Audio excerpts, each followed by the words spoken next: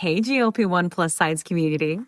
Before we jump into the podcast, please take the time to leave us a 5-star review on whatever audio platform you're listening to the podcast on.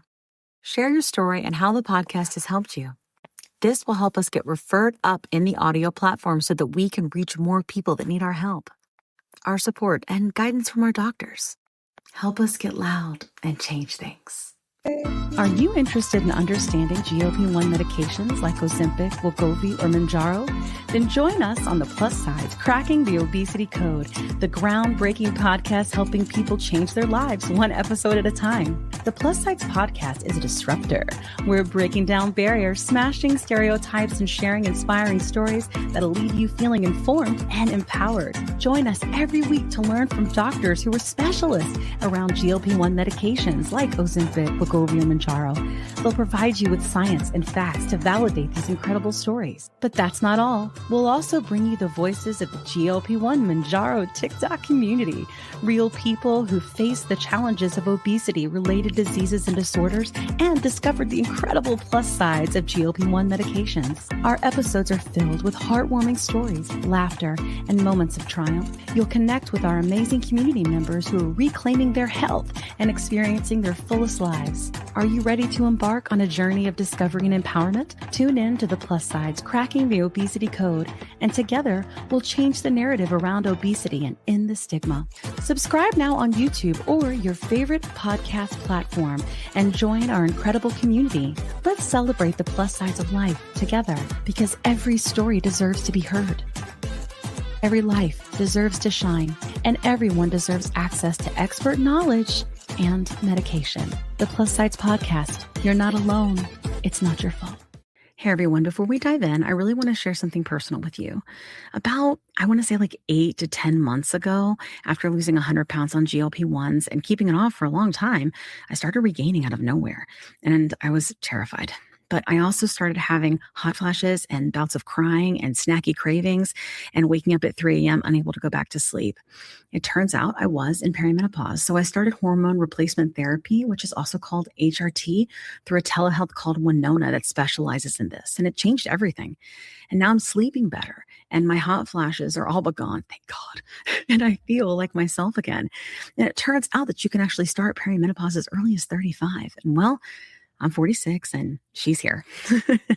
HRT has really come a long way, and there's just no need to suffer anymore. So if you're like this and you're in the same boat, you can check out buywinona.com and you can use the link in our link tree to save some money.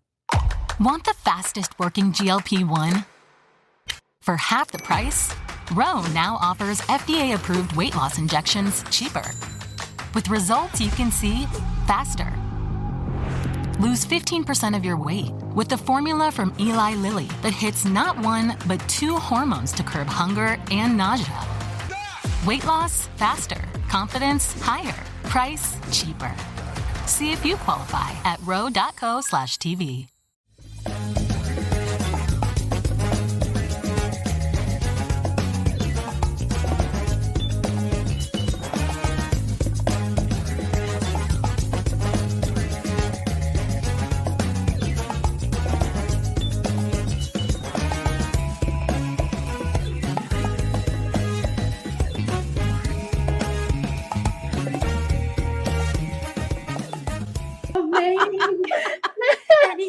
Get it, Kat. Get it. Before. I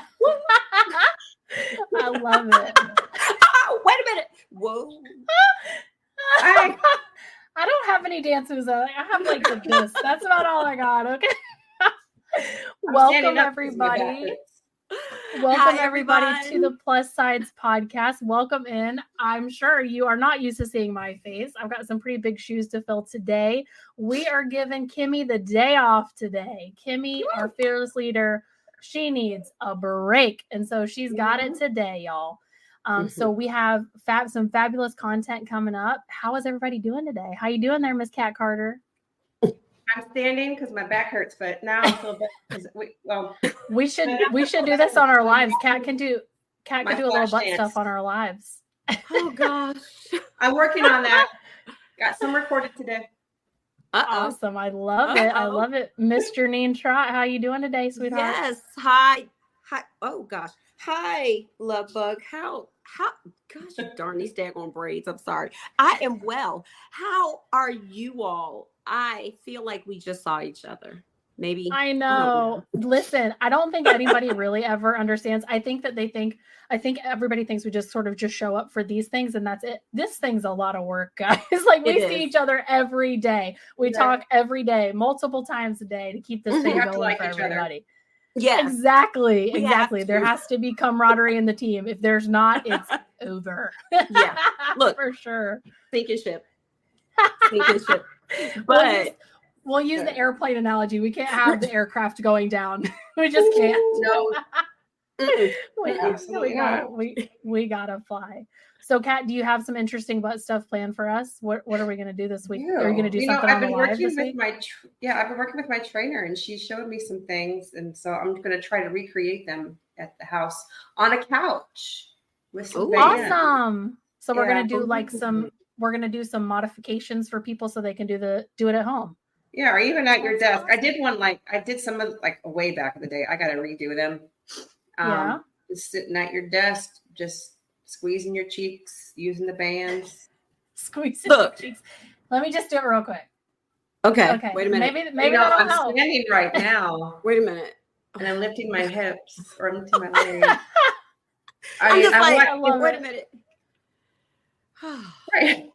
I'm in my Jane Fonda sweatshirt, right? So I was just that's hysterical. I need some leg warmers and some high top Reeboks. I used to love Jane Fonda and Denise Austin. I guess I'm really telling my age. Where's Denise Austin?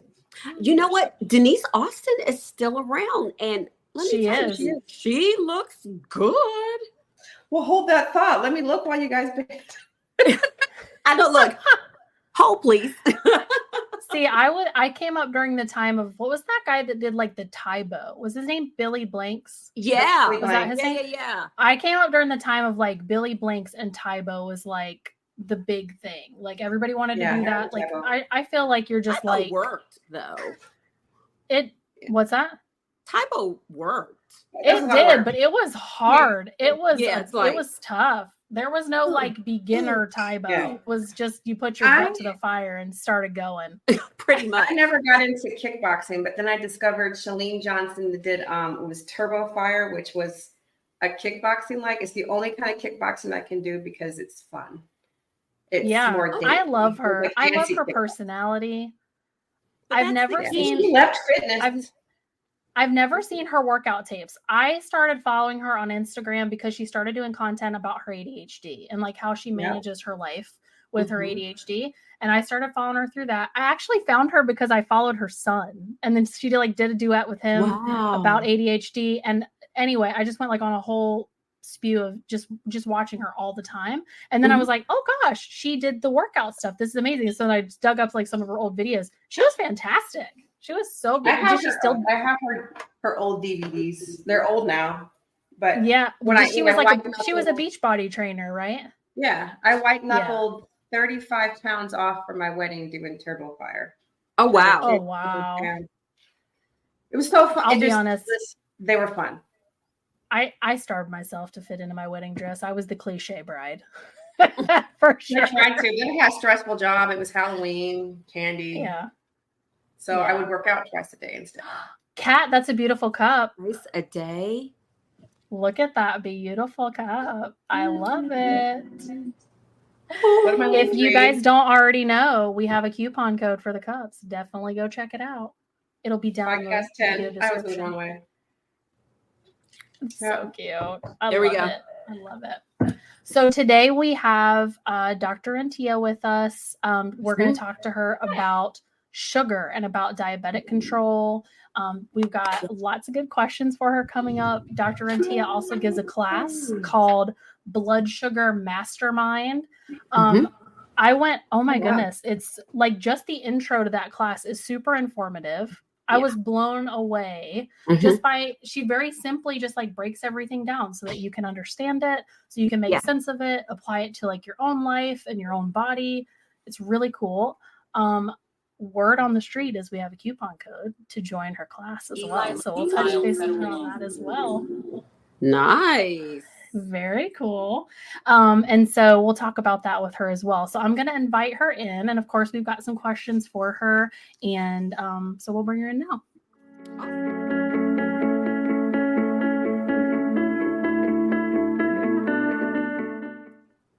Hello. Hello. Hi. I'm so excited to be back. I love this podcast Welcome. and I love being with you guys. We love being We love with you. having And we you. love having you. Absolutely. I'm sorry you got the sub host today. That's the only downfall. I'm new to Please. this game. Right. No. Please. They're cute because she got the blazer on, everything. She's ready. I wore know, this is a right? new little sweater. You guys, this is a medium. This is a medium. No scale victory. Yes, I love have girls. victories. I have not been in a medium since high school, guys. I graduated from high school over 20 years ago. Like, it feels so good. It really does, for sure. I'm so happy for you for you. that. That's great. I appreciate that. Great. Yeah. Thank you. So, Dr. Rentea, so kind of, you know our drill. You've been on our show so many times. And of course, all of our loyal listeners and have know all about you. But if you could just give us a breakdown of sort of what you do and how you do it, how you take care of your people, we'd really like to hear about it. Yeah, thanks so much. So I'm Dr. Rentea. I'm a board certified internal medicine and obesity medicine physician. And I really, at this point, exclusively work with weight management. So this goes beyond just helping people lose weight. That's usually a byproduct of the work we're doing, but it really, my clinic is called the Rentea Metabolic Clinic because it's working on metabolic health. So I always say it's never about shape shifting. It's about usually insulin resistance goes down, blood sugar comes down, you can get around easier. There are just a million things that improve potentially if weight is contributing to things for you. And a big passion point of mine is education because everyone can't be my patient, but I love doing different courses and programs that help patients to learn different things that they can easily apply. Because I feel like it's really hard to find good information that's not where you have to spend hours and hours or where you can easily apply it or it's not intimidating or they don't use a scare tactic, like everything in the world is bad. You can't eat anything. It's just really hard. So a really big passion point of mine is blood sugar. So I finally decided this time, every so many months, I do a different course or program. And I said, this time it's going to be about blood sugar because I don't know that anyone has come into my world that's usually at some point not affected by it. It's just really that common.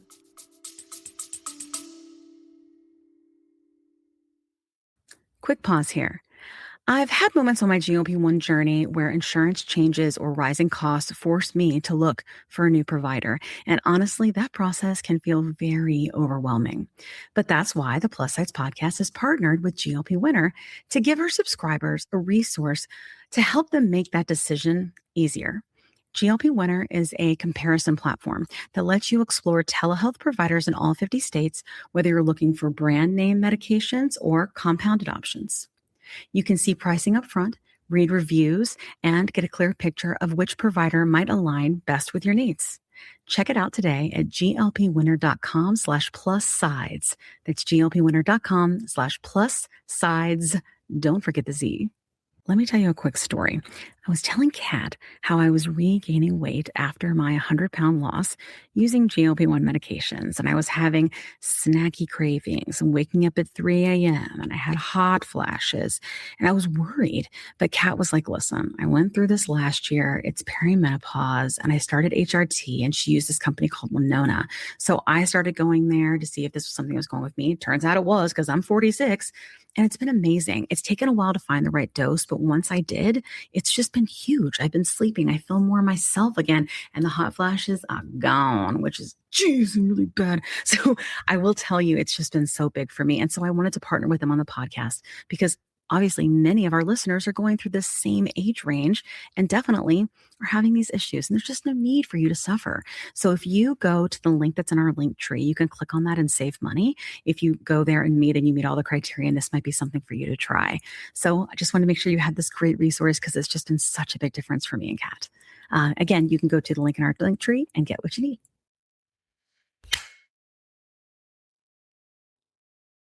20 seconds a week to lose 20% of your weight in a year with diet and exercise. That's the power of GLP-1s through Ro.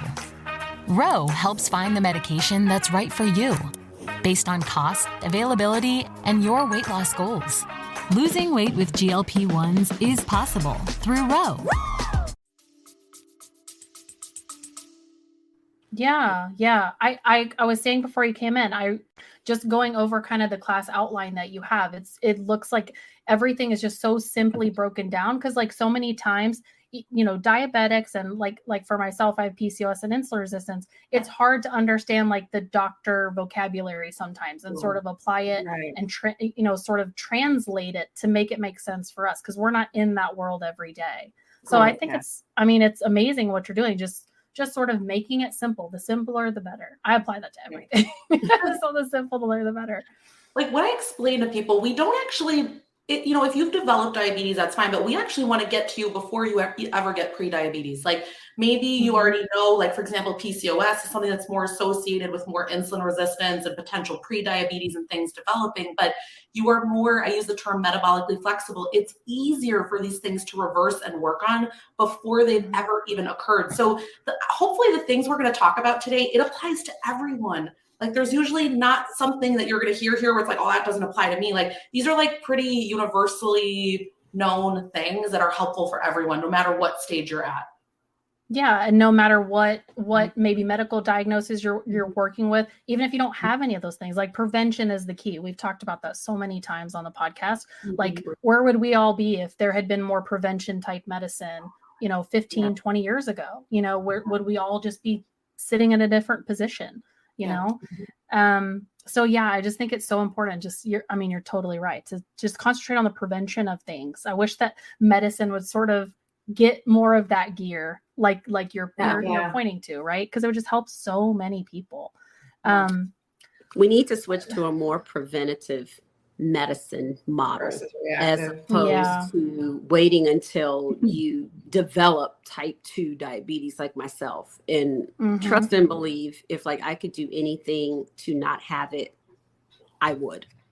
Yeah, exactly. And I think a lot of people would as well. And I think it applies to more much if they know that they have a problem with sugar, what would like the physical symptoms and general symptoms that they would see within their body? Like not just maybe like sugar addiction, like that would be somewhat easy to see, but like what physical signs in their body would show for like having a sugar type problem? Yeah. So there's so many things that we can look at, but I think let's break it down to two different things. First, there are like physical manifestations, so things we can see on the body. So I'm just going to go over like the two kind of ones that we think about the most. So the first thing, it gets a really fancy name in medicine. It's called acanthosis nigricans, but it's like a darkening pigmentation of the skin around the neck. It can be under the arms. It can be in the groin area. But that darkening, it almost looks like it's like dirty skin. Like you think, oh, I might need to wash that, right? And you can see this like in young kids if they're starting to develop blood sugar problems, or again, like you can see this kind of all ages. So that's one thing we're going to look for. I worked with an endocrinologist back in the day, and she would just come in the room, and this is when I was in medical school. She'd like look at everyone's neck, and I just remember I was like, okay, so we already know before we've even looked at labs, right? So that's something that you can look at for yourself. Like, is my skin pigmentation different here compared to the rest of my body? And what's interesting is it might not entirely go away if you work on insulin resistance, but it might get lighter. So that's something that might change. And then the other thing is lots of skin tags. Now, skin tags can develop in areas where there's friction. Yeah. So, right. So what we're looking for is many skin tags, right? And again, this can aesthetically be removed by dermatology or primary care applied. If you suddenly get a lot of skin tags, there are different, sort of disease states that we think about, and insulin resistance, blood sugar problems is a big one. So those are just two of kind of like ones that I think of top of mind. But then there are a lot of other symptoms. So if you really have like true diabetes, things like that, you might be extremely thirsty or extremely hungry.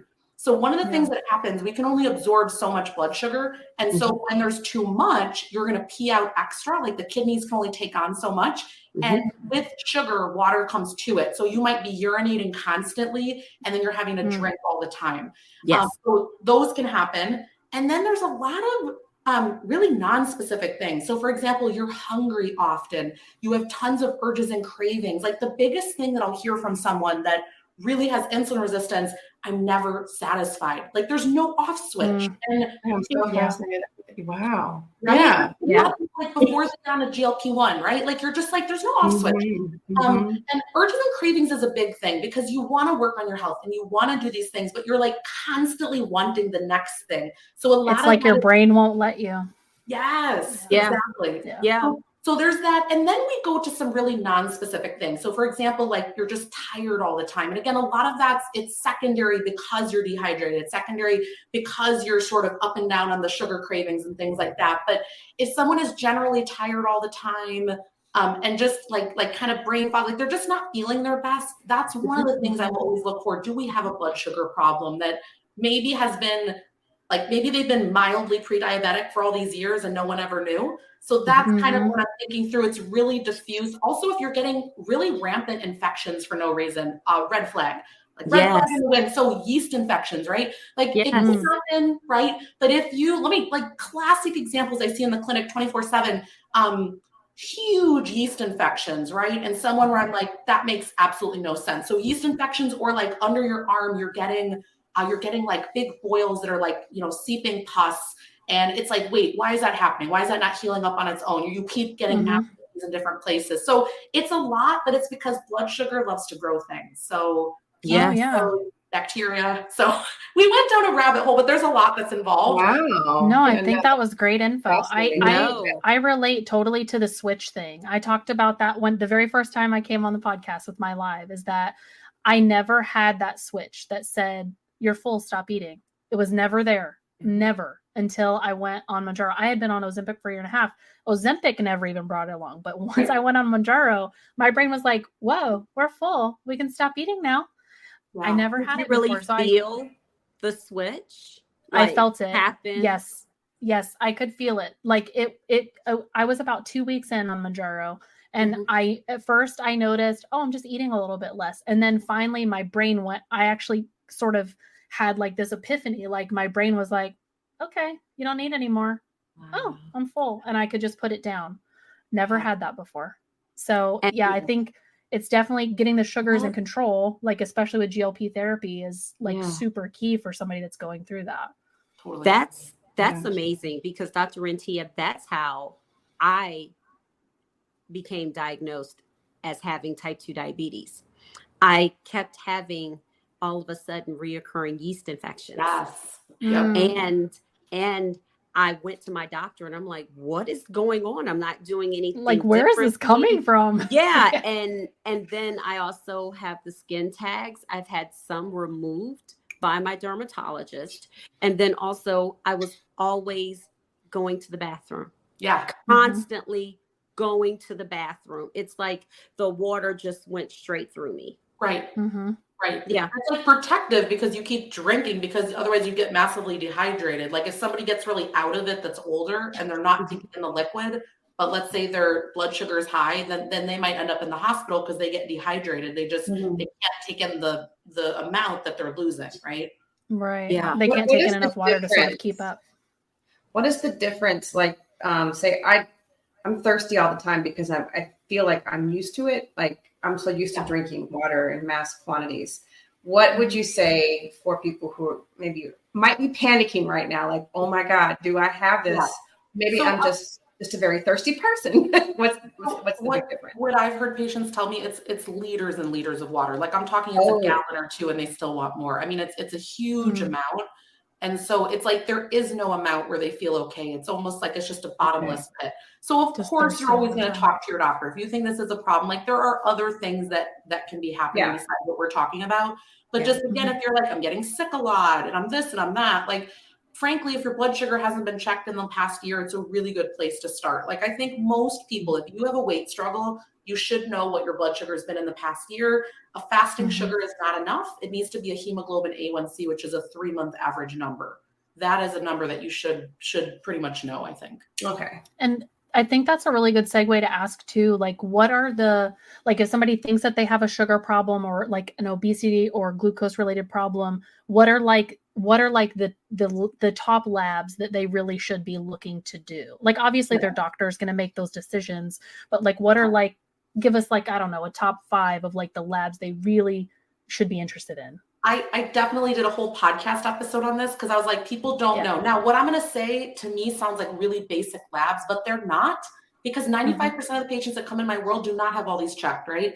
So I'm going to rattle off a list here. But again, if you, my podcast is called The Obesity Guide with Matthea Rentea MD. I literally have an episode. It's like labs that are important in weight management. So I have it, a link to find out all of it.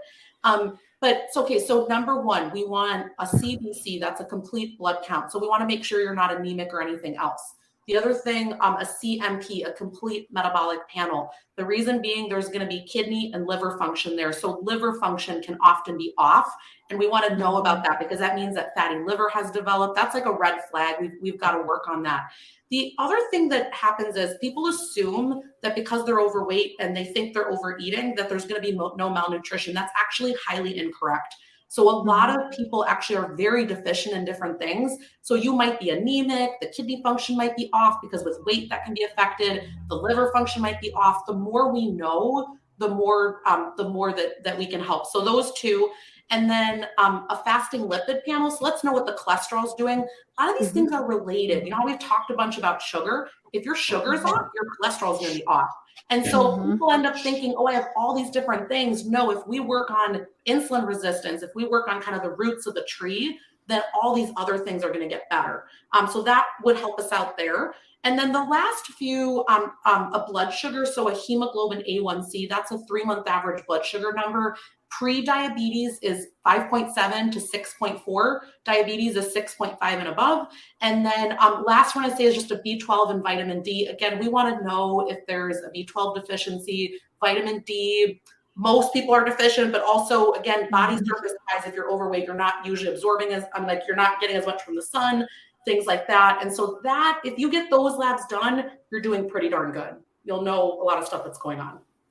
Yeah. Wow. Yeah. That's amazing. Wow. And see, so like you're saying, like a lot of these seem super basic to you, but it's because you're just so in depth with everybody. But nobody's getting these done with their primary care provider unless they're like saying, like, look, doc, something's wrong, right?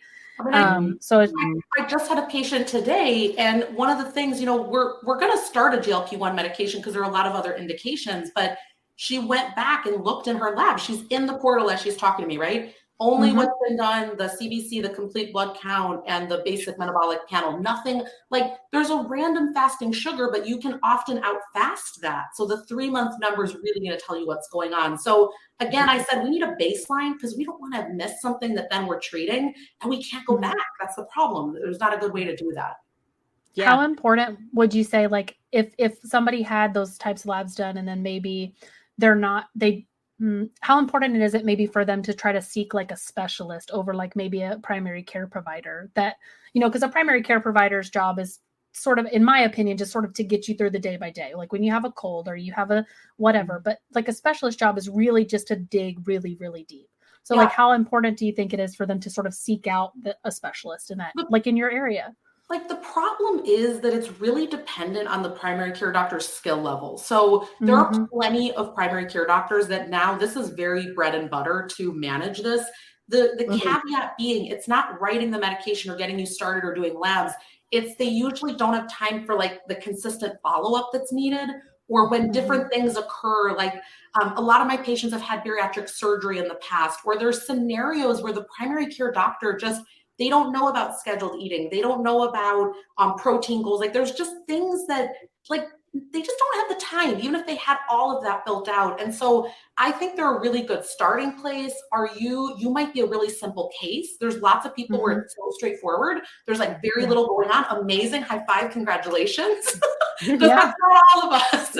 So if you're that case, great. But if not, and they say, I'd like to refer you on, just take it as a sign of they want you to get really good help. So I wouldn't view it as a bad thing if they want you to see someone else. Right. Yeah. Good point. Yeah. Like, I have a family member who he sees his primary care doctor, and his primary care doctor writes his Mounjaro, and his primary care doctor is great about following up. For me, that wasn't the case. I needed a specialist. I needed a specialist to dig deeper because I'm not a type 2 diabetic. It's not easy for me. Right.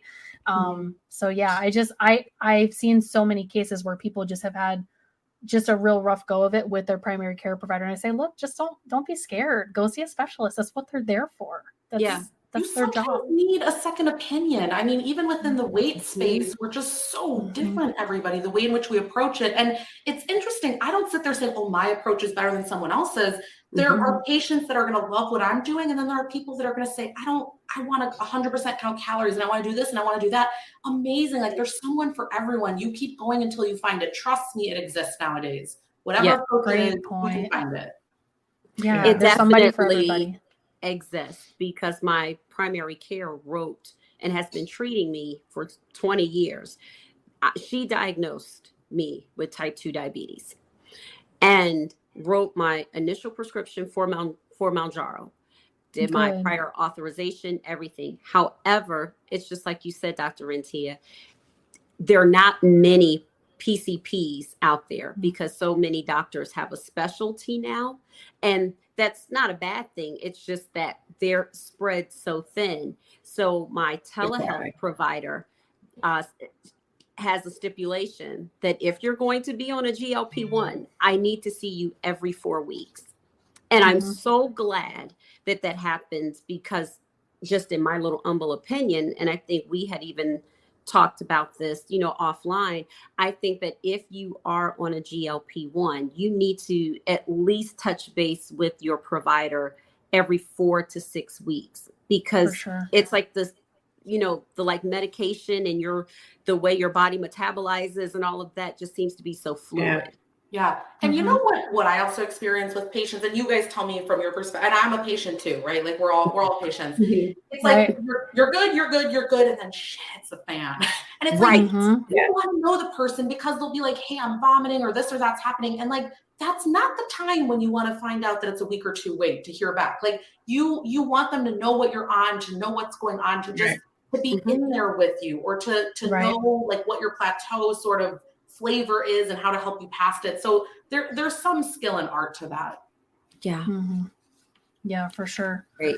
These GLPs are just the type of medication where like when it goes bad, it goes south like super fast. And you're just like, oh, how do I handle this? How do I deal with it? And I try to tell people like, try at least dealing with it the way you would have dealt with it before you were on a GLP, right? Like we all know how to deal with nausea, vomiting, upset stomach, like try that. And if it doesn't work, talk to your doctor, right? Get with your doctor. That's their job. Talk to your doctor is what I want to stress because some people won't know to hold the next dose or kind of what's going on. So there can be some ways that your body responds differently when you're on the medicine. And I'm like, it just can't hurt to let your doctor know. Let your doctor know, everybody. Like we want to hear from you. We really do. Well, and we're in the age of like everything's so easy and it's at your fingertips. Like I think almost every doctor, any of the doctors I have right now, they all have a portal. They all have a way for you to get a message like directly to them. They're going to answer you within maybe a few hours. I mean, if you're messaging them at 2 a.m, you're probably not going to get one till 10 the next day, that I don't same think day.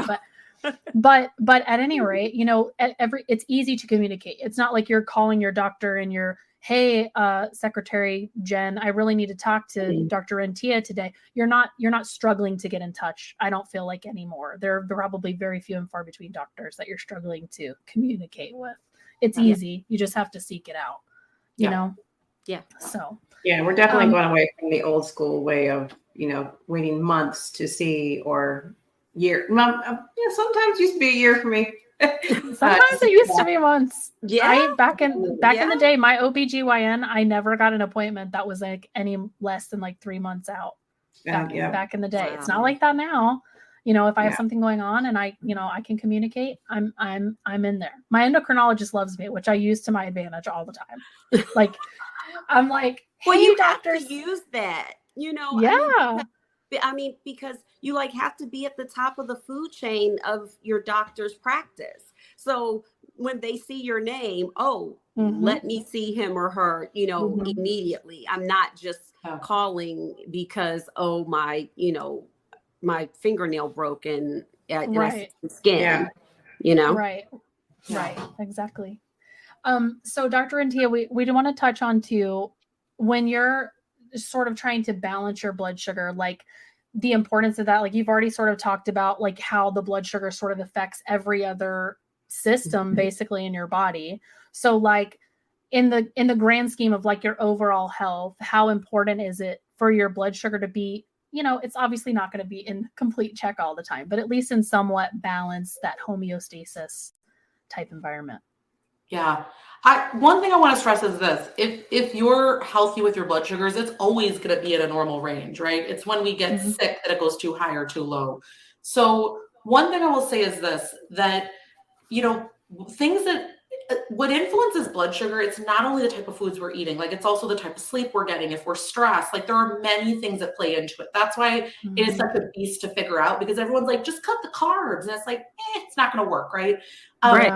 So if you're working on your blood sugar, again, a lot of things usually do improve, like people energetically feel better. What a really big thing I hear is sleep improving. Like it is quite shocking. If you work a week or two on this, by the end of week 2, like I sometimes have people in my programs like weekly do audits for, how they're feeling and their mood and sleep and stuff. And that is something where people will say, I'm now sleeping 2 hours more. Like it's amazing, the kind of things that happen. But one of the biggest things that I stress, it's balance. So, and a lot of these, for example, and maybe everyone's familiar with this, but the Glucose Goddess, if you have not read her book, it's just amazing stuff. She makes it super simple. But basically, if in our modern world where there's a lot of processed food and there's lots of opportunity to have like cake and candy and just like noodles, just like stuff like that. The biggest things that I kind of throw out there are, let's balance it. So number one, if we're going to have a carb like that, no problem. Let's first have a little bit of some fiber. So some veggies and protein, let's do that first.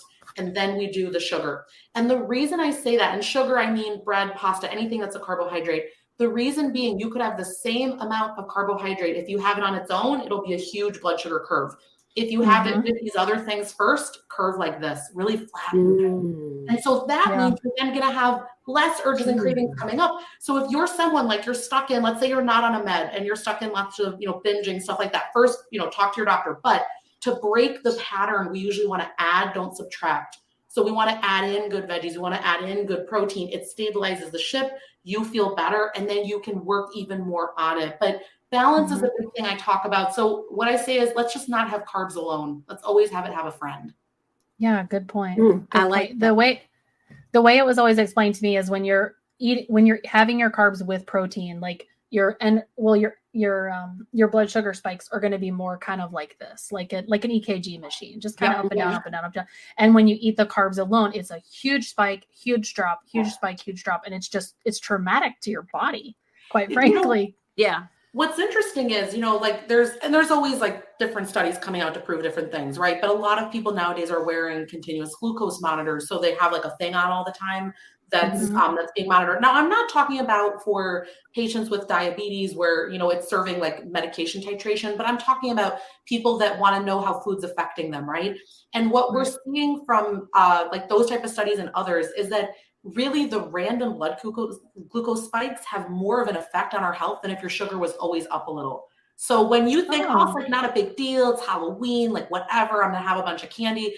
Those type of things actually really matter. So I'm like, we still balance, even when it's a holiday, even when there's yummy food around, you can still, like, even if it's a bite of green beans, it will matter. So I'm about people building up principles that can work in any single scenario. Like I just went on vacation a week to Vegas. We ate out twice a day. I was like, I'm going to be darned if I don't find a veggie at every single meal. Right. And I found them. They were not hard to find, but I had to like think about it, otherwise I would just go to straight noodles, And so I think these things can work no matter where we are. I really think they can. Right. It's all about sort of developing the habit. So it's just second nature, right? So like if I'm going to have the, big piece of bread because I'm at a fabulous Italian place, well, let me just have a little bit of broccoli first. If that's automatic in your brain, you're just going to do it. You're not even going to think about it. Yeah. That's more sustainable for people. If it's just a tool already in your toolbox that you're not having to preload each time, it's sustainable, which is important. If you can't sustain it, it's not going to work. Yeah. I've always made the habit if I go to a fancy steakhouse, I don't know, it's also more affordable because I'm a cheap person. Get a salad with like a filet on it. I always get the salad. I like, because you're going to get the broccoli and the potatoes or what, and your big, huge, fatty prime rib. But I always hit the salad. Like, I get the same thing and I also get vegetables. And it's cheaper. Yeah, for sure. I do that. And my husband thinks I'm nuts. I kind of like the mashed potatoes. Like it's something about mashed potatoes and a steak. I don't know, but I'm like you, Kat. I get either the sauteed vegetables or I get a salad because my parents always told me you need some roughage. Yeah, I get the whole they were in your diet. Yeah. So especially on a that's vacation. always ingrained into me. Yeah, that's actually that's a pretty good habit to have when you're on vacation. We need to find vegetables every time we don't want to have any issues. So, So Dr. Rentea, we can only imagine what was going on in Vegas. So like, did you carry the Miralax with you too? Wait, Janine, don't throw her under the bus. The people at New York Post are going to be after her for it's the Miralax. Personal practice of mine. Vegetables while you're on vacation, or you're going to be in trouble.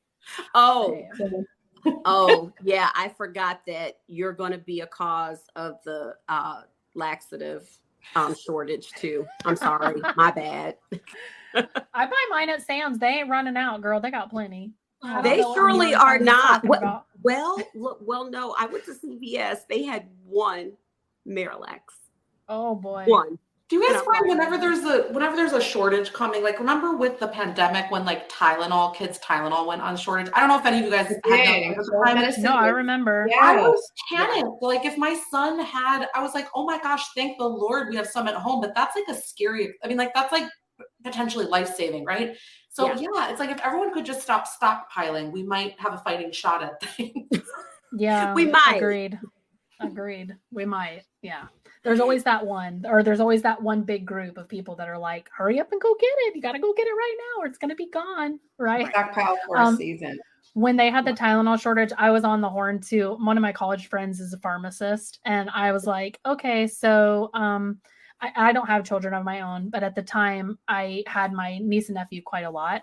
And I just always try to keep that stuff on hand. So if something happens, I don't have to be on the horn to their mother. I know what needs to happen. I already have what needs to be had. Right. Yep. And so she was teaching me how to essentially turn adult Tylenol where it is less strong for children so that they can still have it because there was just none. I couldn't find it anywhere. Yeah. So I mean, it's crazy the things that we have to do to be prepared, but I mean, it is the same medication. It's just diluted for children. So, it was an interesting time. All those little shortages, like toilet paper was the first big one. And then they went for all of our medications, And no paper towels. Oh my God, you don't even use towels anyway. I don't even want to tell you guys the things that we were thinking about doing if we actually ran out of toilet paper. I'm like, are we gonna, I don't know. I don't know. It was a tough time. Anyway, it was tough. It was hard. It was so hard. We lived through it. We made it, right? We're going to have some really interesting stories to tell when we're in the nursing home. That's for sure. Oh gosh. So, but just getting back to our subject, one of the things that we've talked about on the podcast plenty of times, and we have plenty of members in our community that have PCOS and insulin resistance.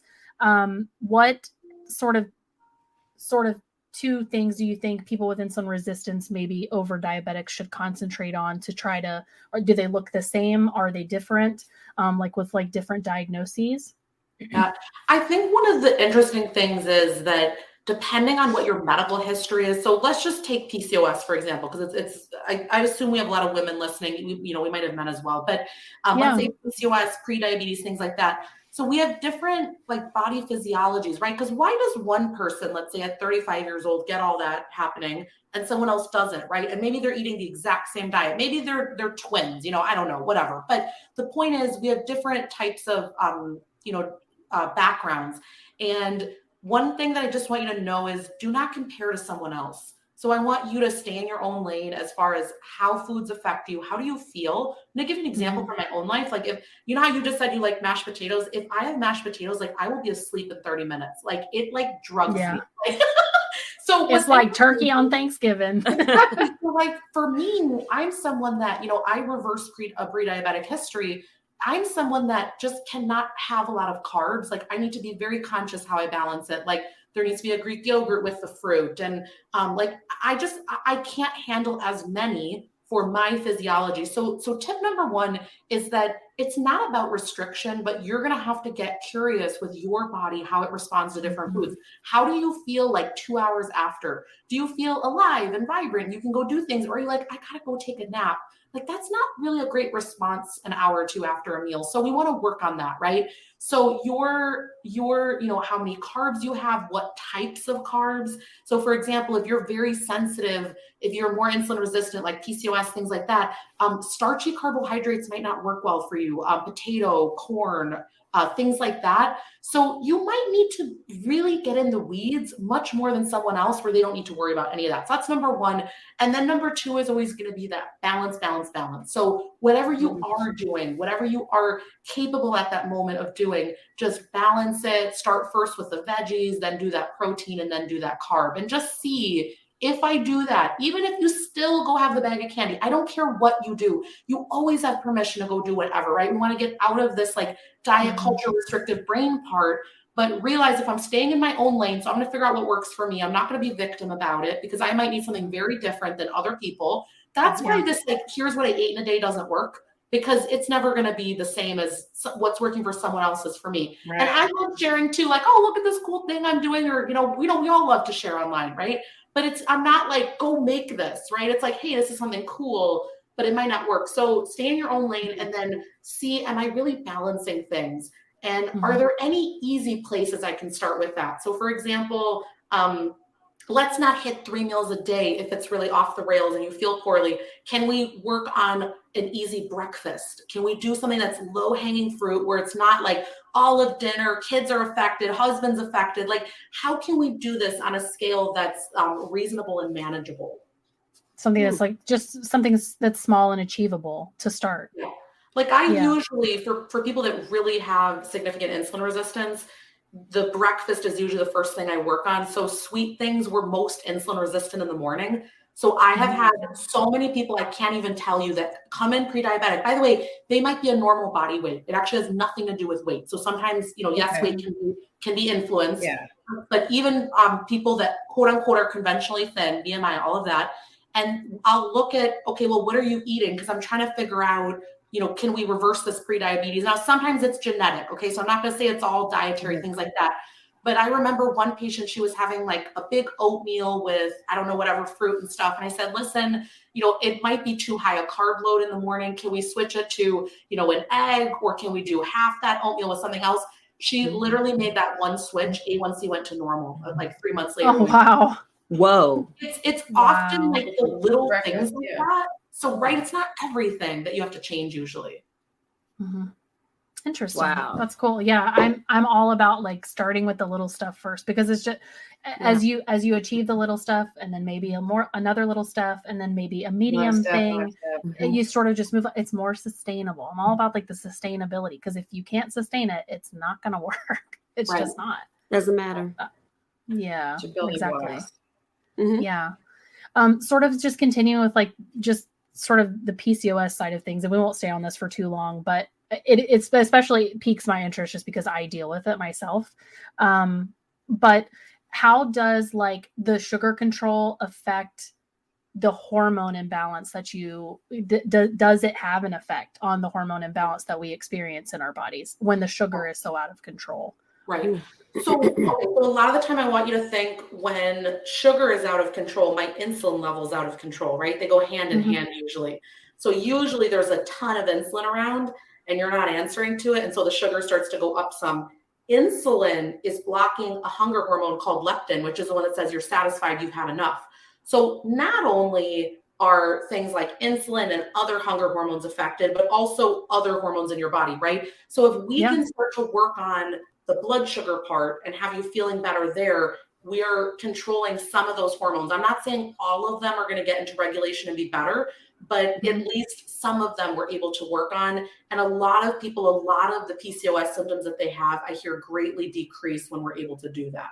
Did that answer kind of like what's happening there?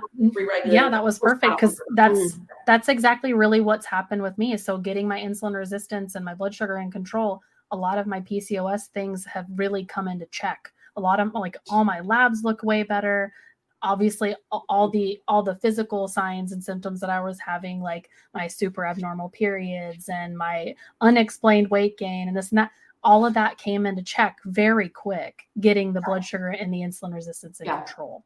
I want to talk for a second about the either weight gain or like not being able to lose weight, because this is a really big thing that people struggle with. So I'm always going to take these two people. There's the person that like never really had a lot of weight to lose, loses 20 pounds and is online. Like, you just watch the calories and like, they're all like just how simple it is, right? And then you've got someone that maybe has more weight to lose or has a complicated picture. So there's like PCOS or something else going on. This weight loss is harder than this person. We cannot compare the two. This is why I'm always like, let's stay in our own lane, because the weight loss potentially might be slower. You might need to be doing a hell of a lot more. So this is why it's just not an even playing field. And when people suggest it's such, it's like, oh, we cannot give the same recommendations to everyone. Yeah. The analogy I use both for like the medical diagnoses, and I also use this for insurance as well, that it's like we're all playing the same game. We're all on the same field, but everybody has a different set of rules because everybody has a different diagnosis. With the insurance, everybody, we won't get to the insurance deal, but everybody has different diagnoses. Everybody has different things they're dealing with that can be counteracting with each other in different ways. Like, for instance, I have PCOS and I also have no thyroid. I had a whack thyroid for about 10 years and then now I don't have one at all. So that complicates my picture, right? And so my rules look a lot different maybe than Kat's do, and definitely different than Janine's do, right? So like we're on the same field with the same ball, but it's not the same. A lot of the time it's not obvious. Like, I had a new patient come in and we really dug out that there was a quite significant insomnia going on. And it was something that like wasn't caught on the intake. And I don't remember, I just kept digging because I was like, there has to be something else here. Like what, like it just, it's just like not connecting. And so it's like, oh, so for me, I will work on sleep often before water intake or all these other things. It's like sleep is actually really important. It's your urges and cravings go up the next day. Hunger hormone levels go up. I mean, we could do a whole talk on that alone, but it's sitting there and actually figuring out what your rules are. I love that analogy, by the way. I'm gonna have to use that. Use away. Different coach. That's something I've been focusing on. Go ahead. I'm sorry. No, that's okay. Go ahead. You're good. That's what I've been focusing on this week. I just rest, because last week I thought it was just the working out and working with the trainer. I was hungry. I felt like I was hungry all the time. And I was like, what is this? I'm on a GLP-1, but I would hit a wall. But I've focused a lot more on rest this week. And wow, what a difference it makes. It's it's so much easier to control the appetite, the cravings, because I still get them on it. It's just, I hit a wall a lot sooner. But it's that rest I would say that's probably baseline. Yeah. Well, and for you, like dual fold too. Rest. You what now? Like for you dual fold too, because it's like you're like working your butt off every day. Like, she's the gal that's like at the gym every day. She's doing something. Yeah. Whether it's cycling, lifting weights, whatever. Yeah. So like rest is even more important for you, because those muscles need time.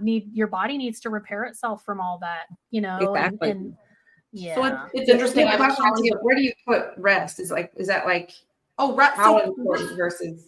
So there's like 3 pillars when I think about things. Now, this is simplified. I'm going to get into more of this in my blood sugar mastermind. Like, I used to think about 5 main things. Now I'm like, it's really 3.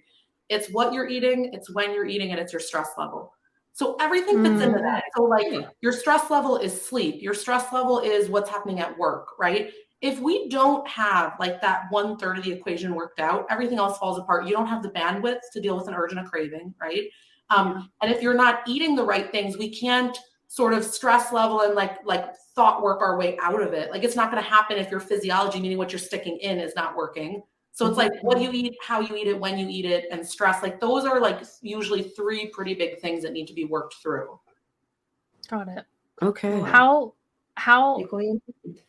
strong does stress affect like your, like, I don't know whether to say blood sugar spikes, or how hard or how significant does stress affect your blood sugar? I mean, I want to give you an example. So if you're stressed out a lot, you're going to have more cortisol in your body, right? So cortisol has like long been touted as like, you're going to have like a fat abdomen if you have cortisol up. Remember, do you guys remember the ads back in the day? It's like all you ever saw, right? Okay. Yes. But the point is, there are hormones in our body that are called stress hormones that are supposed to be secreted, like growth hormone, cortisol, things like that. What's stress about it? We want bones and muscles to grow and things, right? Like this is normal. This is what makes us feel vital. Like if men don't have enough testosterone, they feel bad, right? Okay. So all of these things. So if you're stressed all the time, like some stress is normal. We're supposed to get stressed at times, have that, so we have something called parasympathetic and sympathetic. So we have a part of our body that's fight or flight, and then we're supposed to rest and digest, right? If you are fight or flight all day long, that is not normal. It is not healthy. It leads to burnout. It leads to depression. So that's individual for everyone, because I love to work, right? Like I actually get energized by it. But then there's this line when it's like, it's too much, right? So I have to know what that is. Everyone's is different, but if you're constantly sitting there and piping out extra all the time, your body's having to run a marathon, and it ends up with the blood sugars going up. So it's not the normal, 3-4 o'clock in the morning, these things getting secreted. That's why sometimes people wake up with higher sugar and they're like, what the hell? I went to sleep with it low and I even ate a snack. You know what I mean? Like none of it makes sense. Yeah. And it's because we've got hormones that are doing their own thing in the body. So it's usually a little bit more complicated. Right. So I was actually told so my husband is a type 2 diabetic. He got diagnosed much later in life. I want to say it was like 32 when he was diagnosed. My husband is prior service. He's a veteran. I had a doctor sort of explain to me about cortisol, and like when your body is sort of dumping that cortisol, is it true that it just sort of is, that cortisol is just sort of dumping into sugar in your body? Is that how that works? I mean, I don't think it's that simple, but basically I think the analogy holds that if you're sitting there stressed out all day long, it's going to convert over to a problem, right? So again, you're not able to process things as well, right? And so sometimes I've done a lot of work actually within the VA, within the military area, and the level of PTSD and trauma and all these things, and then also like exposures, right? Like there's more going on there, but we've got to process those things. So figuring out how to regulate our nervous system, it's a beast. I'm not an expert. I bring in people into my programs to help with different aspects because there's like a million ways to do it. But if you look up like nervous system regulation, there are a bunch of really great people online. And there's a bunch of ways to do it. I mean, it can be as simple as just like holding your hand like this, right? Like having that physical connection with your body, breathing. There are many ways, but like we've got to calm down. Our world nowadays, not to sound dramatic, but there's so much stress involved. Like, I don't know anyone that has a life that's just like, I'm stress-free. Like, raise your hand. You. Not at all. Not at all. Not here. Not at all. No. I think everybody just has like their own stresses, right? Everybody, and some things that might stress out one person might not stress out somebody else, right? Some people are super sweat the small stuff. Some people are like, well, unless it's huge, it's just over there. Right. That resiliency factor is huge. Your ability to kind of be able to bounce back and to navigate through things. Yeah. I heard a long time ago from a professional too, that, back a long time ago, maybe when we were cavemen or even sooner than that, when you were, out literally, when you were out literally sort of, okay, you were in fight or flight, but then you were like burning that off by, or coming down from that. There's no coming down from that anymore, right? So like we're in the car and somebody ticks us off. There's no coming down from that. I'm not going to run a marathon to burn that off, right? My body's just going to have to deal with it. And this was actually a huge thing for me when I was working through with starting to lose weight, figuring out how to work through those periods. Like, for example, us talking on here, right? I'm going to be a little bit, I call it jacked up. I'm going to be a little bit jacked up for like an hour or two. I cannot go right to bed. Okay, so number one, that can't happen. Right. I'm going to walk earlier today because I'm like, I've got to like be lower, if that makes sense. So I've had to like really work with myself. Otherwise, food was always the answer for how to unwind, to sort of like calm me down, if you would. And so how do we find other ways? And it just looks different for everybody, what's going to work. Yeah, that makes total sense. It's probably some trial and error, figuring out, okay, that one didn't work. We're not going to try that one again. Let's move to the next, let's move to the next stage, move to the next thing. Right. Yeah. So I know that you're super passionate about helping people, and we did talk about your program earlier. I'd love to hear more of your perspective on sort of your class and, how it's helping people. Maybe share some examples if you can. But we'd love to hear more about that. First of all, thanks for having me on and letting me talk about this. I So the reason I make these programs, I gear them very much so to people that are on the medications, because I feel like it's an area where we're not helped enough. Like, I don't think there's enough education out there. So it's a 6-week program. Each week I do a master class on Monday. These are live, so people are there, they can ask questions, things like that. And then each week I bring on a guest expert. So usually they're physicians. There's one non-physician that's coming into this next group. But I hit a lot of the areas that affect blood sugar that people don't traditionally think of. So this is not like, oh, we're going to eat less carbs and like here, it's like, okay, everyone's heard that. We know that. Right. But we're going to talk a lot about bowel management. So constipation, how everyone can't figure it out. I have 2 sisters that do a lot in this area. I have one that she's a colorectal surgeon, and she actually only helps people with this. So she is I've heard her talk before, and I was like, you have got to come in and teach this. So she's going to come in, and I have another sister that does a lot of functional medicine. So we're going to do the sort of, what are all the, people always talk about magnesium and supplements and things like that. Yeah. We're going to do yin and yang. So we're going to do that. I brought in a lot on perimenopause and menopause, because that is a huge impact on our weight and blood sugar. I'm bringing in an endocrinologist because we all kind of tiptoe around, how do we talk to family about if like our kid has a weight challenge, right? She is amazing at these conversations. So this course goes beyond just like learning how to apply this stuff. Yes, weekly, there's going to be concepts, you can go apply it. I want you for life to know something when you leave. Like, I don't want it just to be like you're passively participating. It's very like, go this week and try this.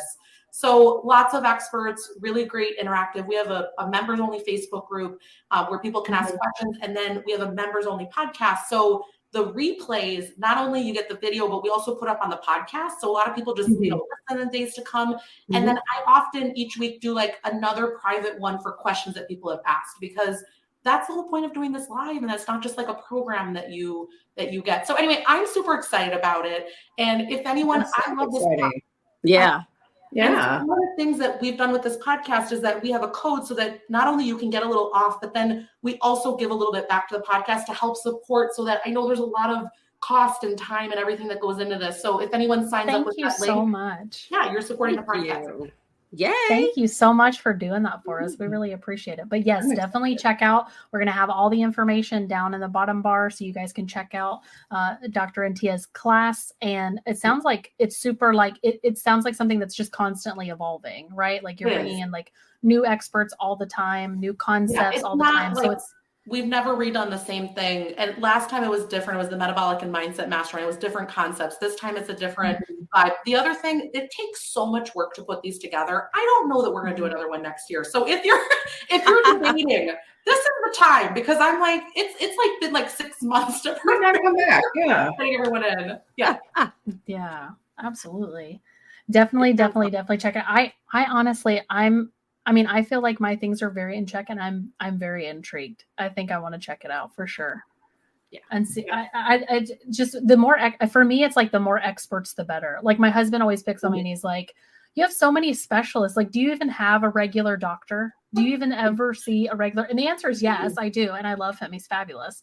But yes, I do have a specialist. The other thing, like, we have really nice people as part of the community. Like, I don't know that you're going to find a nicer community, because we have a lot that did the first, I call it the first round, but like that did the one however many months ago that are coming back now. It's really supportive. And I think people like that, right? Like, how many spaces can you come into where it's just warm, it's inviting? I think that we really foster that as well. I'm very cautious of that, kind of how we do that. Yeah, I think it plays into a lot though. Like, there are so many people that were in the diabetic and the obese space that there was nowhere that they were acceptable, right? Because they weren't normal, or we weren't, I shouldn't say they, I was too. We weren't normal, right? Yeah. We didn't look like everybody else. And so it was hard to kind of find that space. And now we have it. We've all sort of come together in one common space to sort of go, yeah, I'm normal, and we're sort of all a little bit the same, and we've sort of all been through some of the same types of experiences, and even some of us some trauma, and it's easy to relate, right? And especially in this space, it's very easy to relate for sure. Yeah. Do you guys have any other questions for Dr. Rentea? There was one question I saw on our list, and I'm really curious. Go for it, girl. Why why are some patients prescribed GLP-1 and metformin together? Good one. It's a style thing. So there's nothing, I don't think we have good studies that we do not, to my knowledge, right? I don't think that we have a study that shows, okay, with metformin and without metformin, but metformin has been sort of holy grail with treating insulin resistance for decades, right? If you look back, there was a study, I forget the year, a long time ago, diabetes prevention trial. It was a large group. They studied them for a really long period of time, and they showed that not only lifestyle, but then they also looked at metformin. So there's been a lot of study for a long time. It was sort of the standard of care. And then the other really amazing thing with metformin is that it cannot physiologically cause a low. So the way it's working, you don't risk lows on it. So it's not a concern if you keep it around for someone because you're not risking them going hypoglycemic, meaning getting a low blood sugar. Many of the other ones, you're going to have to be very cautious when you're working with a patient with diabetes that you're getting rid of those things as they're losing weight. Metformin is not one of those. We can have you have a normal blood sugar, go on metformin and be just fine. Really? I noticed, so I was on metformin first. I've been on metformin for almost 8 years now, and it never did anything to regulate my PCOS. Never, not one single thing. None of my labs changed the entire time I was on it. I stayed on it though. I kept, we played with dose. We did this, we did that. Then I went on the GLP, and after a while, my tests started coming back very regular, and, I was still having like the stomach upset and stuff from the metformin. My doctor's like, all right, well, like, let's just kick it. You're on Mounjaro. You don't maybe need it. So let's just kick it. Right. And I noticed a really hard stall, and I tried everything, and I talked to my doctor, and he said, well, let's try the metformin again, just for a little while. Let's see how it goes. And my stall broke. Like, what's this? What would be the explanation of that? What's the science in that? Because you're helping more with the insulin resistance, right? So again, it's all getting to insulin. I mean, I'm greatly simplifying, but it's all getting to insulin resistance. What's funny, you know how you talked about how it got added back? I don't start out people initially with metformin. Like, we're going to start out with the Top Gun, right? Like, we're going to do a GLP-1, but I will sometimes add metformin or the natural equivalent berberine. So there is a time when often, and I mean, it depends where you're starting, right? Like, if your BMI is 40 plus, or maybe you're, very insulin resistant, like, some people just have a harder time losing weight. So when we're just like, everyone's going to lose X amount, one every week, that's not everyone's trajectory, right? So I will then sometimes add that on, and it does like kind of give them that next little thing that they need. It's just sort of the extra boost, I guess, with it, right? So the trouble there was no GLP-1 when I started metformin. No, I'm telling you, it's the standard of care. And by the way, like, the other reason you might get rid of it with a GLP-1, remember, metformin can have a lot of GI side effects, diarrhea, nausea, all that kind of stuff.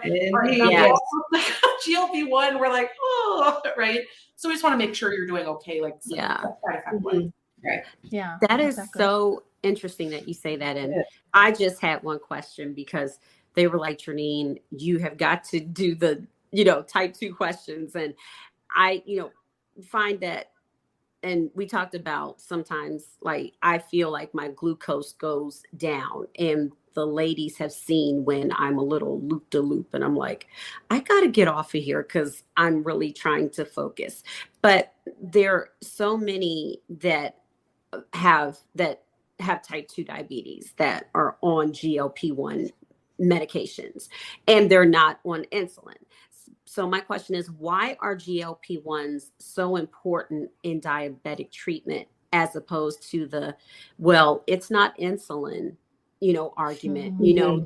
I mean, no one has said that to me, but I have seen that where many people are like, you don't need a GLP-1 to live, and it isn't insulin. And it's like, okay, well, you're speaking on someone else's comorbidity. Yeah. And I don't think I see doctor behind your name. I think what they're talking about is just like the fact that there are a lot of options to treat diabetic conditions, and maybe with weight management, there's not. But okay, this is like, could be a whole nother talk. But basically, when you're on insulin, you put on weight, right? Because it's very weight promoting. I mean, the weight. So it's this vicious cycle, right? Because weight is making you more insulin resistant. You take insulin, and it's like round and round and round, and there's like no hope in sight, right? I just remember this. Like, it was just so hard. The hamster wheel never stops. Exactly. And so when we're able to use a GLP-1, we're able to stop that, right? Like we're able to get the blood sugar to come down plus the weight to come down. Like we're able to break the cycle, which is a really hard thing. Mm-hmm. Gotcha. That's And like one of the big things I think of. I mean, there's many others that we can go into, but. Mm-hmm. So it's the blood sugars and the weight, because I remember my primary care physician had said that. She said, Janine, I think she wrote down Ozempic, wegovy, and Mounjaro on a sticky note. And she said, I think that Mounjaro will be the best medication for you. Yeah. She said, because I think we can, get a twofer. We can get that A1C under control and we can get the weight under control. Yeah. And I had never heard of it. I was just like, okay. I mean, at that point I was just like, I don't have anything else to lose, Right. It's like throw that. Oh, go ahead. Go ahead. That's okay. Go ahead. With blood sugar, what was so challenging before we had GLP-1s, when I would be working with patients, they were so hungry when they were trying to lose weight if they had type 2 diabetes, and more so than anything else, right? That's kind of why the book with Dr. Fung took off so much, because he was a nephrologist, meaning a kidney doctor, and he was saying, why are my diabetic patients not able to lose weight? And that was his whole thing, and that's what led him to look at insulin and all the things. But it's this hunger that's there, right? Like, of course you're not going to lose weight if you're hungry. It's like a very hard thing. Yeah. The GLP was a game changer, like for my husband being type 2, because him being on the insulin, it was just making his body just hold weight, and there was no losing it. There was no amount of exercise or small amount of food he could eat that would have made him lose the weight. And again, it was just, you analogize it perfectly. It's just a vicious cycle that you give yourself the insulin, you gain more weight, you need more insulin. It just keeps going. Yeah. So yeah, the GLP definitely is a big game changer for the diabetics, because as soon as he came off the insulin, he started losing weight like crazy, like to the point where I was like, you need to eat. You need to eat a little bit. Now, Janine, were you ever on insulin before you went on a GLP? Because you were. No, my doctor and I, when I was first diagnosed in 2016, we treated it conservatively. So it worked until it didn't work. Anymore. And it's just like, I'm pretty sure any metabolic disorder, like the metformin will work until it doesn't work anymore. And that's what I was doing last year. And the weight was just a byproduct of having the diabetes that needed to be under control. And I was going to hit workouts, and my A1C was coming down a little bit, but the weight was still there, and no one could, I would talk to the trainers and they were like, oh, well, we'll do this. And I'm not shaming them, and I appreciated it, but it was a deeper issue there. And like, in a way, I didn't want to admit that I had type 2 diabetes. And I know that may sound crazy, but I didn't want to admit it. And I was like, okay. And I said, with what I eat and working out, that worked, and it still does, but I just needed a little extra help. Yeah. I think the blood chemistry part of it has been skipped for so long. And like, in my eyes, like, I think these GLPs are like sort of the key that's unlocked the door.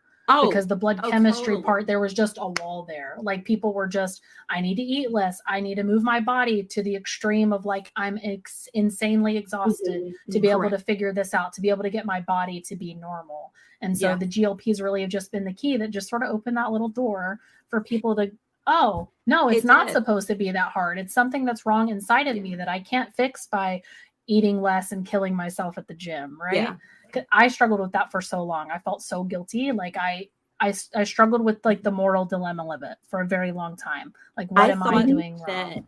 I thought I had to work out more, and I'm learning now. And Dr. Rentea, and it's like, that also causes stress. Too much working out. But now I see why my doctor said back in March or April, Janine, the only exercise you need to do is walking or cycling. And I didn't understand it at first. I'm thinking, what? I mean, like, I didn't say anything, but I left the appointment truly baffled. And I said, I wonder why that is. I mean, like, you know, in my mind, I felt like I wasn't working hard enough. If that makes sense. Do you know that That's an old traditional concept too? Like that's just old world, the way that we used to think about things. Yeah. Right. like there's I don't do this testing, but there's a colleague of mine that does a lot in the fitness space with people. And do you know that there's genetic testing that you can get done, and you can figure out, like, some people that think they have to work out super hard in the gym, and based on their genetics, it's actually the wrong thing for them. So they need to peel it back. Now, maybe you can feel this intuitively, but it's fascinating. She does these tests with people. She can figure out what they actually need, and then their body composition goes amazing through the roof. So it's like, I think the landscape's going to be very different in the coming years. Like, so a lot of what people are talking about, like, you might have done things where you felt horrible, and then you eased it up a bit, or you did less strength training, and you know, whatever. And suddenly you're like, I feel so much better. I'm getting all these results, because more is not always better based on your type of body. Like, some people that hit intervals are amazing, but not everybody. No. Right.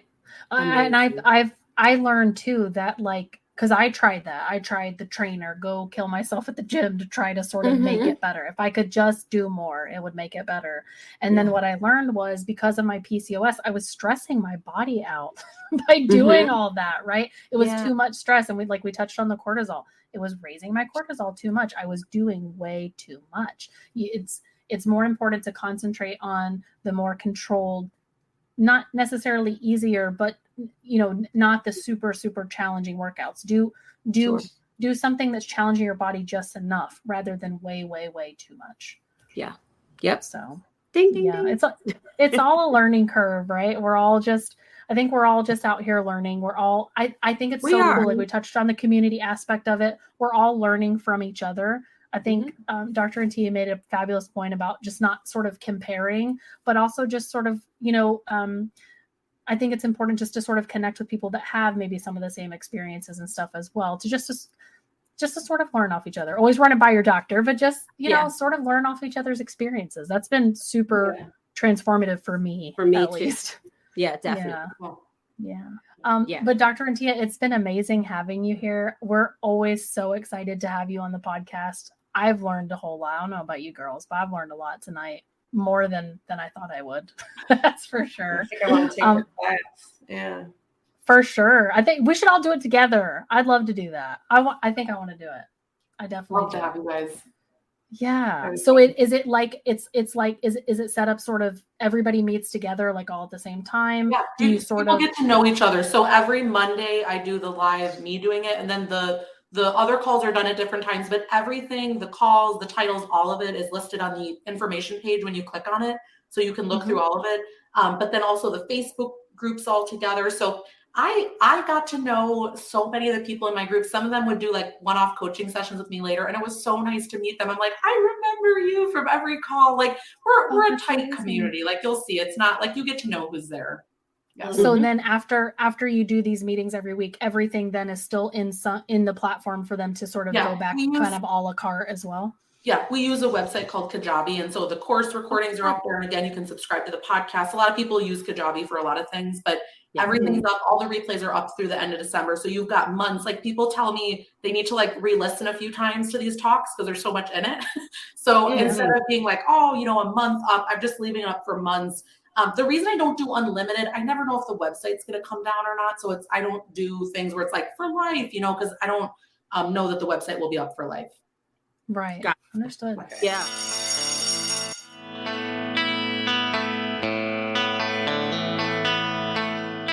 One of the things that I hear the most as an obesity medicine physician is that someone will say, my friend was able to lose 4 times as much weight as me, and they've done hardly anything. What gives? If you're new to me, I'm Dr. Rentea. I'm an obesity medicine board certified physician, and this is what I help people with all day long. Now, a lot of what this gets down to, if you're someone that you are hungry often, you have a really hard time losing weight compared to other people. And if that's you, hands up, right? Maybe you have lots of urges and cravings all the time. So you want specific foods, like at night, you want sugary things, you want chips, things like that. Maybe your sleep suffers, you have lots of joint aches and pains, sometimes you don't think as clearly. A lot of this can come back to what your blood sugar is doing, which is directly related to something in medicine that we call insulin resistance. So where you're going to see this a lot is if you've been diagnosed with prediabetes or diabetes, or if you have conditions such as PCOS. But honestly, a lot of this can be just if your weight has been up for a prolonged period of time. So you maybe for decades have been at this. I've created a course that specifically is going to help with easy, proven techniques to help manage this. Now, a lot of the time when people think that this is a struggle, they might have heard things like, cut all the carbs out, things like that. I'm here to tell you that's not necessarily the answer. It's a lot more nuanced than that, but there are some easy, basic principles. If you want to take part in this 6-week course, it's going to start on Monday, October 2nd. That's the first day that we are going to get going, but Sunday, October 1st, we're going to do the orientation call. This is a program where it is live. So you come on the calls, we kind of do it like Brady Bunch style, so you can see everyone that's on. I teach a class every Monday. There's 6 different topics that we're going to go over. And then I bring on a bunch of amazing guest expert physicians that are going to talk about a range of topics, such as different endocrinology topics, things that affect us, women's health, what is exactly going on with perimenopause or menopause, how do things actually change? I've heard from all of you, I know this on a day-to-day basis. I hear from patients that maybe after you had a hysterectomy, maybe after you went through menopause, suddenly you notice that same things don't work for you anymore. I know, I hear you. There are strategies that can lead us to reverse. The other thing is, it doesn't need to be hell on earth. You don't need to lose all your weight for blood sugar to improve. You can actually legitimately feel better with a few techniques. So if you're interested in that, we'll have the link down below if you want to check that out. If you have questions, leave it down below.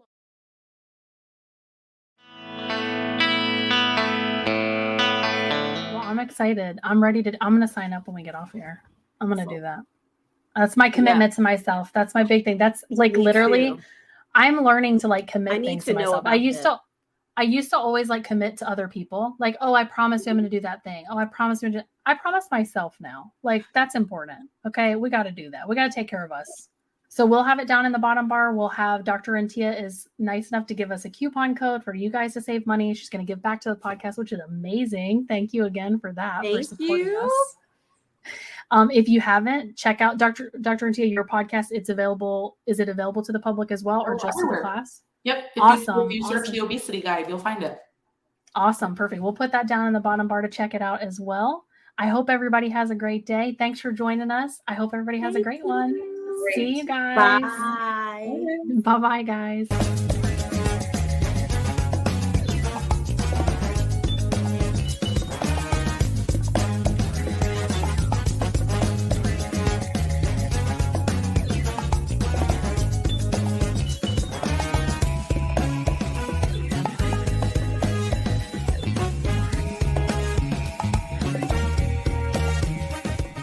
Let me tell you a quick story.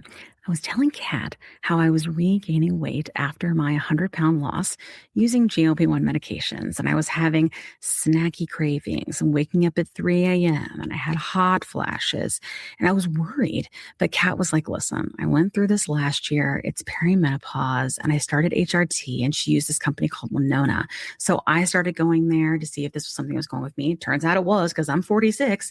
And it's been amazing. It's taken a while to find the right dose, but once I did, it's just been huge. I've been sleeping. I feel more myself again. And the hot flashes are gone, which is really bad. So I will tell you, it's just been so big for me. And so I wanted to partner with them on the podcast because obviously many of our listeners are going through the same age range and definitely are having these issues. And there's just no need for you to suffer. So if you go to the link that's in our link tree, you can click on that and save money. If you go there and you meet all the criteria, this might be something for you to try.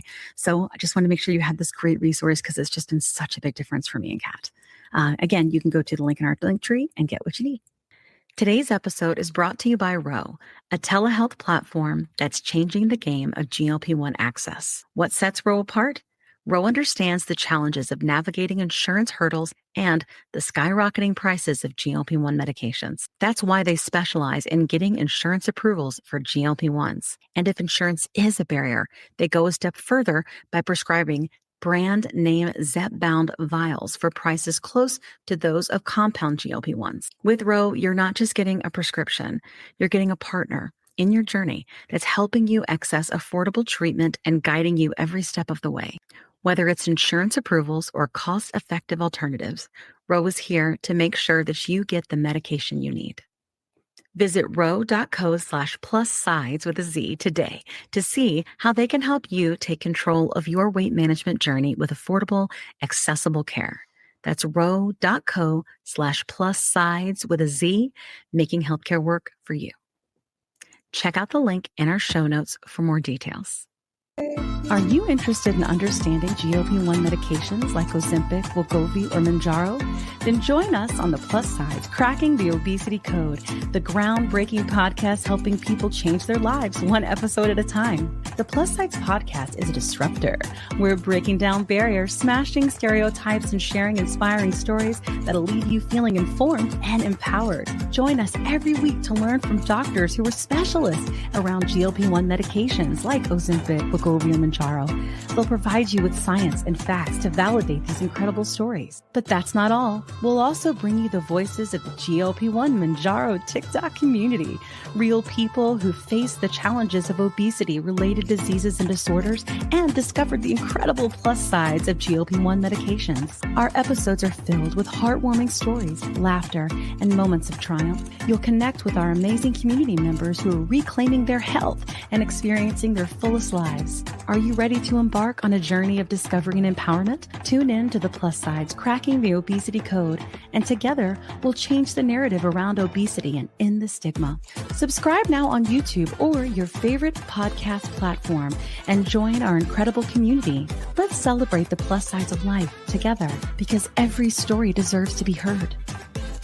Every life deserves to shine, and everyone deserves access to expert knowledge and medication. The Plus SideZ podcast. You're not alone.